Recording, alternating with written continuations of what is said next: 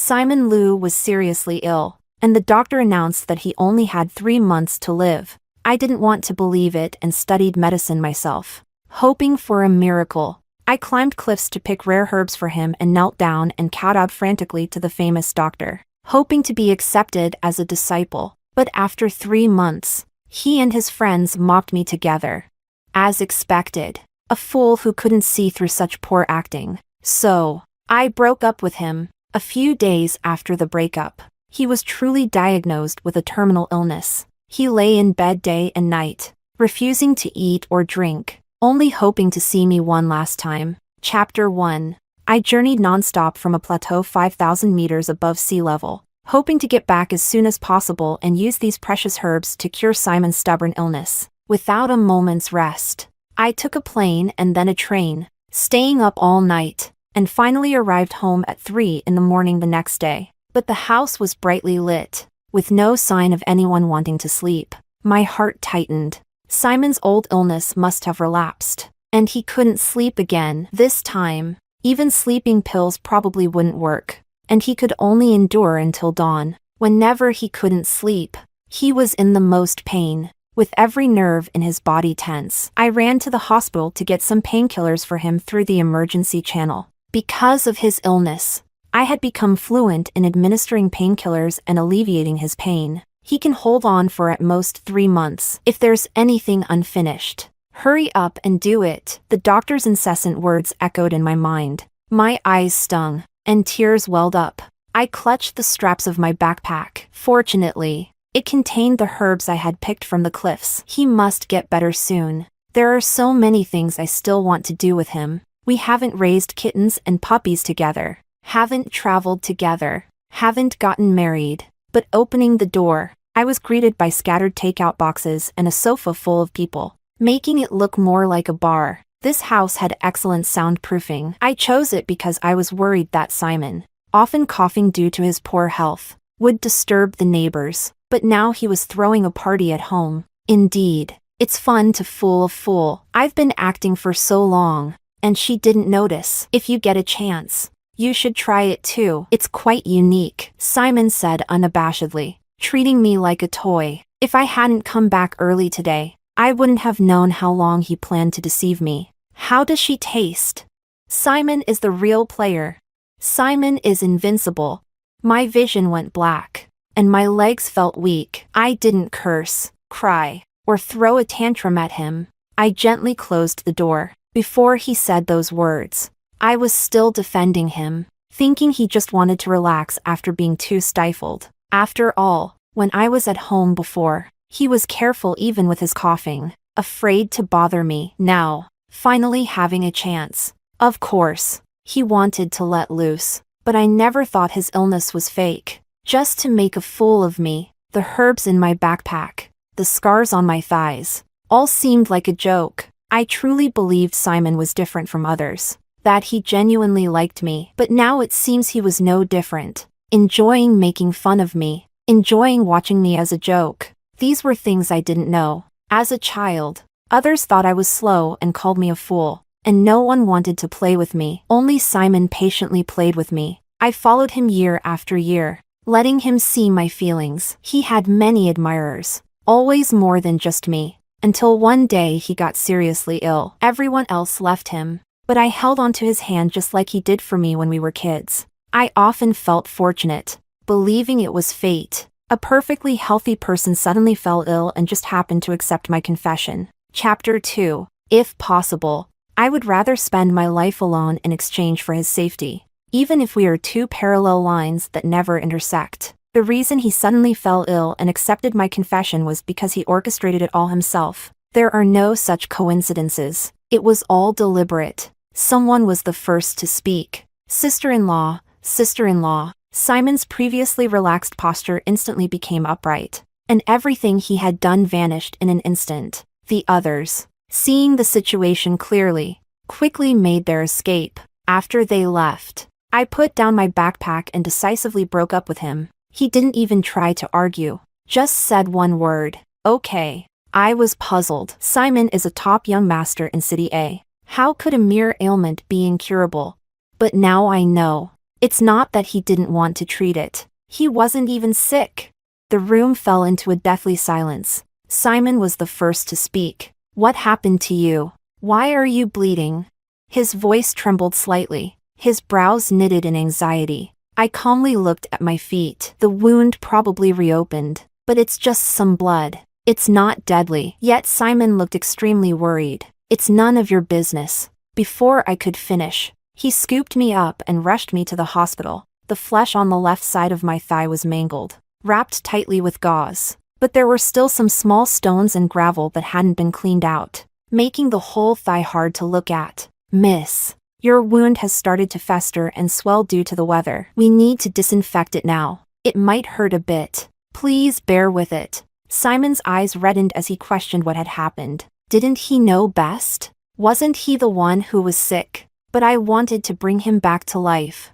The last thing I wanted was to see him die. My mother left me. My father also left me to live alone in this world. Finally, I found someone I loved, and now he wanted to leave me too. So I saw online that there was a rare herb growing on a cliffside, and it was said that if you could pick it and use it as medicine, any difficult illness could be cured. Even though the credibility of this rumor was low, I wanted to try as long as there was a chance. What if it worked?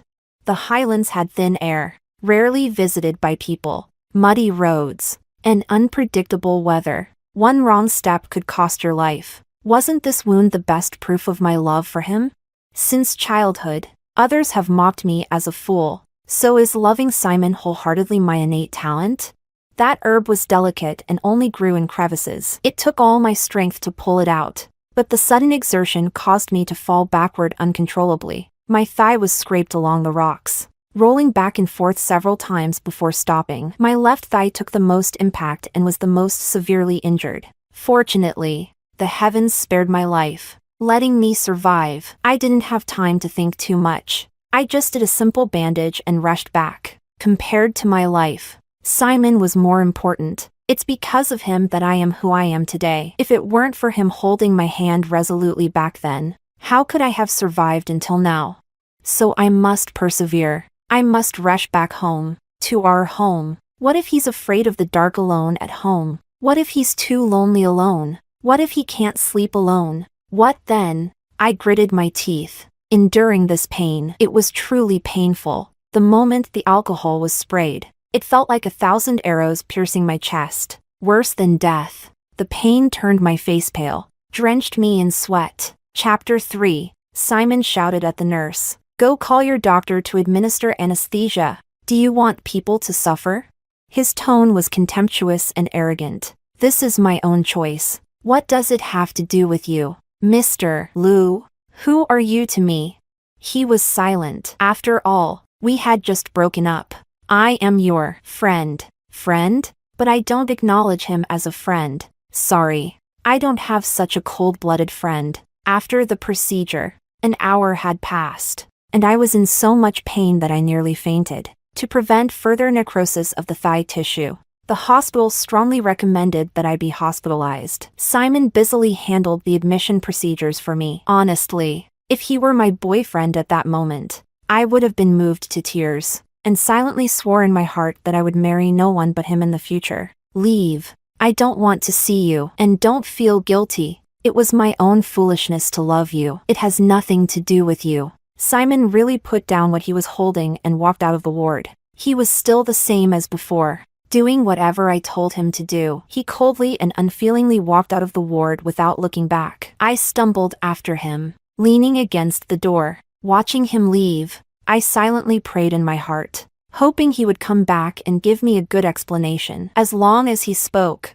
even if he lied, I could believe it. But he impatiently kicked the trash can. I don't care for taking care of you. You really think you're something. Huh? Acting as the leading lady in her own play. I thought he genuinely felt guilty about my love, but it was all just for his own pride. He wanted to leave a long time ago, but it was too late to say so. If I had known earlier, he wouldn't have had to play this one-man show with me. It's my fault for selfishly wanting to keep him by my side. I didn't mention how I got injured. Just made up a random excuse, saying I had a careless fall on the road, but he didn't realize that my clumsy lie had deceived him. After all, he never took my words to heart. To him, I was never particularly important. Maybe during idle moments, he would bring up my stories to mock me with his friends, calling me a complete simp. Fortunately, my body wasn't in serious trouble, just requiring daily hospital visits for dressing changes. After returning home,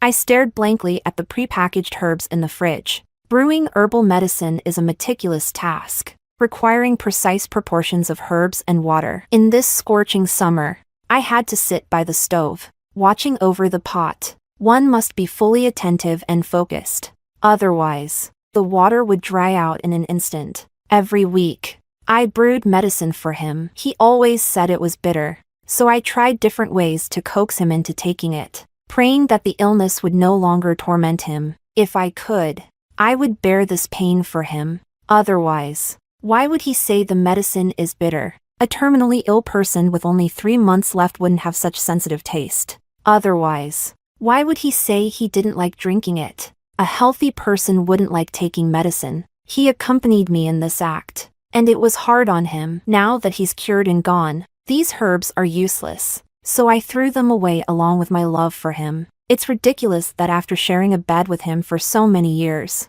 I didn't realize he was faking his illness. His midnight coughing was a preset alarm, a deliberate act. He even calculated it precisely, so I would hear his coughing in my dreams, day after day, year after year. Why did he do all this? Was it worth it to deceive me? I prayed for him day and night, searched for renowned doctors, traveled to the ends of the earth. As long as I lived, I would keep hope alive. My heart turned cold. If I had known this was the outcome, I might as well have died with my parents on that cold winter night. At least I wouldn't be lonely. The door was knocked. I opened it to see Simon, reeking of alcohol, and heartlessly shut the door. My home doesn't welcome you. But he ignored my words, drunkenly mumbling something unintelligible. I could barely make out a few words. He wanted the medicine. He felt unwell. Ha! Still wanting the medicine? Isn't he already cured? What's he playing at now? Maybe being drunk was just another act. I threw a basin of ice water on his face, waking him up a bit. He trembled, holding my hands. Miriam, I realized I can't live without you. If I don't drink that medicine for a day, I feel miserable. Chapter 4. I pushed him away. His discomfort was none of my concern. I wasn't a doctor. Looking back, it's quite funny. I lived my days as if they had 48 hours instead of 24. Working during the day and auditing medical classes at night. I bought a pile of books to study at home, often reading them when I couldn't sleep. I searched for cases similar to Simon's, but even after the books were worn from use, I found nothing. Worried that I lacked skill, I sought out a renowned master to take me as an apprentice. But since I was not in the right field and lacked extensive medical knowledge, no one was willing to accept me. Fortunately, I managed to obtain a certification, which barely proved I had some knowledge. Whenever I had time, I would kneel in his yard, not for fame or fortune, but just to have him take me as a student to cure Simon's illness.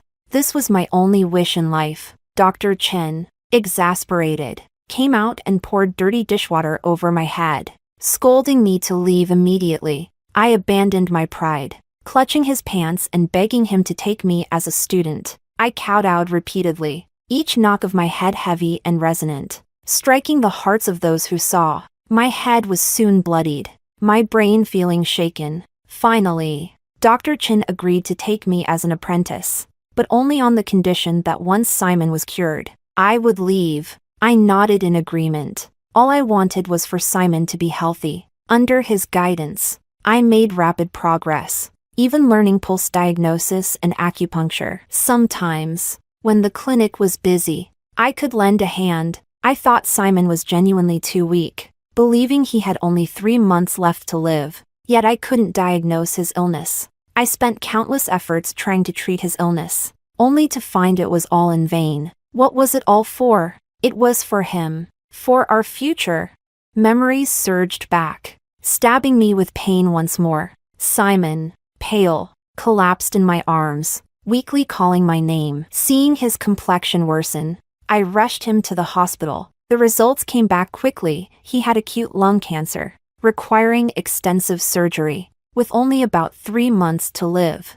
I couldn't help but laugh coldly. Simon, in an attempt to win me back, had convinced the doctor to act with him. His performance had escalated dramatically. Wasn't it 3 months before? And he was still fine now. Simon, can you stop with these little tricks? I'm not you. I don't have time to play along. Thank you for enduring this act with me before. Name your price. I'll sell everything to pay you back. Director Liu, don't go to such lengths next time. Thinking he was lying, I went home. 5 days later, I heard about Simon again. His friend called, stammering, "Sis, Brother Simon is in the hospital. He wants to see you one last time. He doesn't have more than 2 months left." 2 months again, when just days ago the doctor said 3 months. I didn't believe it and hung up. Then, a video came through. Simon, lying in bed, tubes everywhere, the sheets stained red, blood at the corners of his mouth.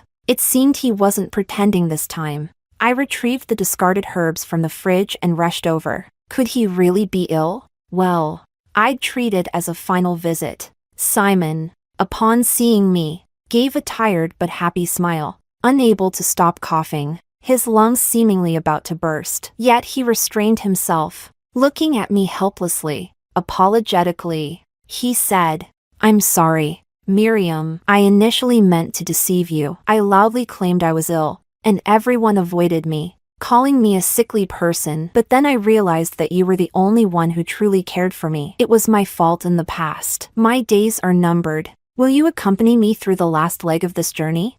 Chapter 5. Simon pleaded with me, afraid I would reject him. This is Simon's karma. He deserves this. It's his just desserts. All right. Beg me. As soon as the words left my mouth, Simon dropped to his knees with a thud, his eyes bloodshot. "Miriam, I'm begging you. You're the only one I have left. If you leave too, I don't know how I'll go on, not acting as well as before." Brother Simon. I mockingly laughed at him, seeing him as nothing more than a despicable suitor. We had so many chances to express our true feelings to each other, to speak from the heart, but he chose to make jokes, only thinking of how to laugh at me. If only he had known then. I turned to leave, saying I had no time, but he held me tightly. Although he was seriously ill, he was still a grown man with the strength to overpower a woman. I was trapped in his arms, unable to move. Mrs. Liu rushed in.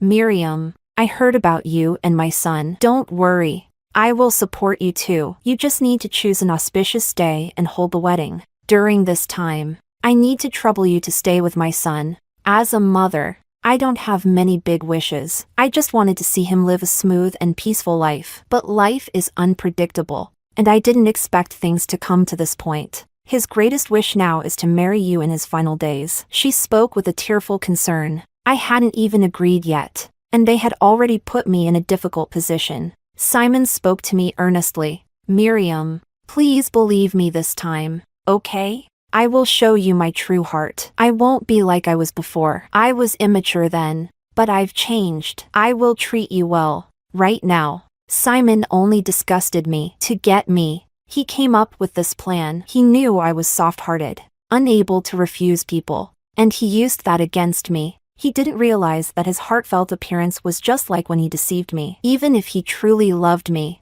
it didn't matter. Love can be faked. Falsehood is truth, and truth is falsehood. Even he himself can no longer distinguish between the real and the fake. 3 months, right? Hold a wedding, right? Then I'll agree. Seeing me agree, Simon smiled a smile I hadn't seen in a long time. He hugged me and spun around in the hospital room. People outside the door looked in with envious eyes. They thought illness and the threat of death hadn't separated us, not knowing this was just another act I was playing with him. In 3 months, we would go our separate ways. He would go to his hell, and I would live my life. Since agreeing to the wedding, he took me to bridal shops every day to try on dresses. He even hired a foreign designer to tailor a wedding dress for me. But I found it bothersome. I didn't care at all. I didn't love him anymore. My heart was unmoved, just wanting to get it over with and move on with my life. Before, I would have been thrilled for hours over a soda can tab he picked up and put on my finger.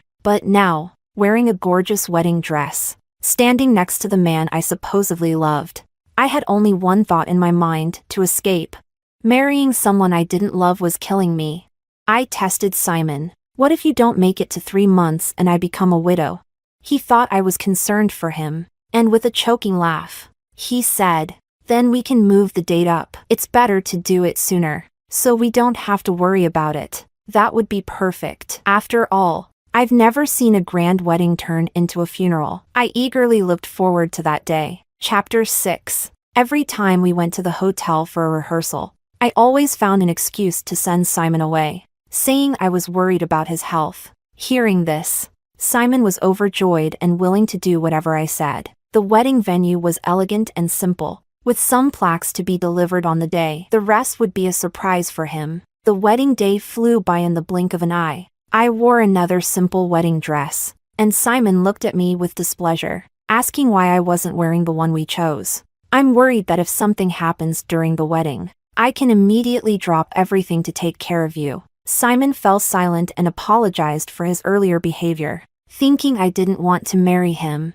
But in reality, I was just worried about him. He was truly gravely ill, learning to deceive himself. The guests at the wedding were all wealthy or influential, known within the social circle. The Liu family had even invited the media to cover the event, making sure everyone knew Simon was getting married, and to place me on a moral high ground, trapping me in their grasp. Everything had been planned in advance. What sincerity, what true love, what regrets. It was all fake. He didn't really love me. I was just a pawn to him, useless but hard to throw away. Midway through the wedding, it was my turn to speak. I lifted my dress to reveal the scarred marks on my thigh, questioning Simon about them. He said it was from a fall. Simon, you really are sick. Do you know how I got these? I was worried about you having little time left, so I went alone to the highlands to pick herbs for you and fell. Do you understand now? Why are there stones and gravel? Was it really just a simple fall? I thought I could use these herbs to cure your illness, but you were pretending. How can I treat something fake? When Simon was healthy, he loved hiking, exploring remote highlands. He knew how difficult those paths were and how unlikely it was for a girl to survive. I thought the hardest path was the one to the highlands, but in reality, the hardest path was the one of true love. People imagine this path full of flowers, but it's one full of scars that don't stop hurting. You asked why I suddenly cut my bangs. I told you it was because I wanted a change of style. I lifted my bangs, showing the stitched scars on my forehead. This is from my arrogance, thinking I could be a goddess of love, begging others to accept me as a student to cure you. Stitch after stitch. I really thought I was a fool who fell for your lies time and time again, yet was still willing to believe you unconditionally. Yes, now I'm finally willing to admit that I'm a fool. Before, when others called me a fool, I tried to explain, but now I see I truly am a complete fool. I've never felt such hatred. The overwhelming emotions were engulfing me. I hated the injustice of the world, hated that Simon was never sincere, hated my own weakness and helplessness, and more so, hated watching all this and being unable to do anything. I took off the wedding dress, revealing my casual sportswear. I clapped my hands, and the once festive wedding decorations transformed into a funeral setup. Everyone in the hotel was stunned. Simon looked at me in disbelief. What are you doing? Today is our wedding day. Can't we talk about this at home? I know I was wrong before, but I'll change. Please believe me, okay? Chapter 7. Simon begged humbly, but it was too late. Too late. The plaques and wreaths were brought in, and the cheerful music switched to a somber melody. Mrs. Liu spoke coldly, gritting her teeth, with fire in her eyes. What's wrong with my son? He barely has any time left and still wants to marry you. You are a wicked person with a heart of a viper. He's not even getting treatment just to marry you first. Simon stood between us. Mom, this is all my fault. Don't blame her. I looked at him with a bright smile. Do you like the surprise I prepared for you? Early death or late death. In the end, you die. I prepared this grandly for you. Even the wreaths were ordered by me so you can rest in peace. Acting with you was quite exhausting, but now I understand why you had such a hard time keeping it together. It must have been tough for you, acting with me year after year." Tears flowed uncontrollably like a river breaking its banks. Simon crouched down in pain,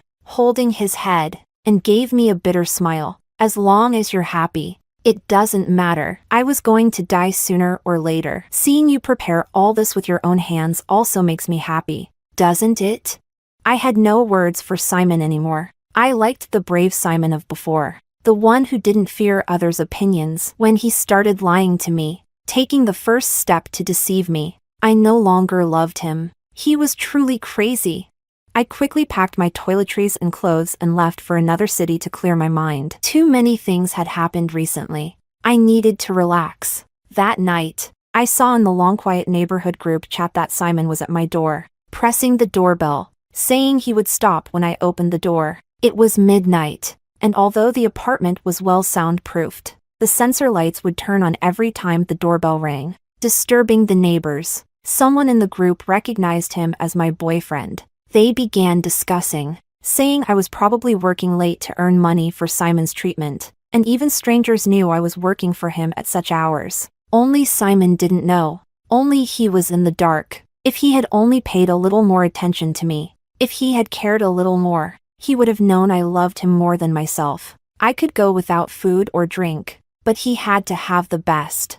I wrote in the group that he wasn't my boyfriend and asked security to remove the intruder. A kind woman tried to mediate, saying couples always argue, and it was normal to have disagreements. But a broken mirror cannot be repaired, and I knew we had no future. Simon called me, saying he wanted my forgiveness. Forgive him? What for? My sincerity had already been betrayed. Finally, security warned him, and he stopped ringing the doorbell. But he didn't give up, sitting outside my door, saying he would wait until I returned and opened the door. After enjoying myself, I returned home.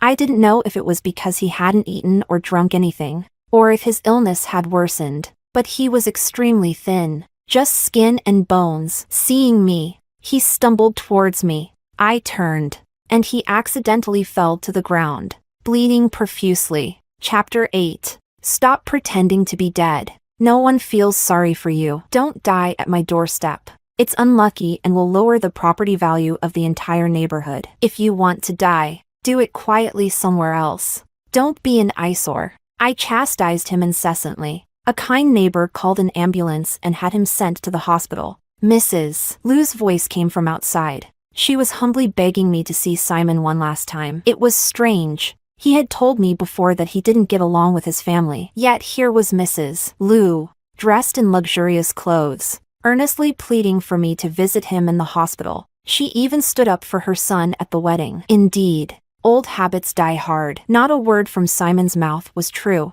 I know you hate him, but people make mistakes. He's about to die. If you hate him, go and curse him to his face. Vent your anger, okay? What a mother and son pair. Even their words were identical. Since he was about to die, there was no harm in seeing him. Simon had already received a critical condition notice. While I was away clearing my mind, he had stopped his medication against the doctor's advice, causing his condition to worsen rapidly. His body, which could have held on a little longer, was self-destructed by his actions. Serves him right.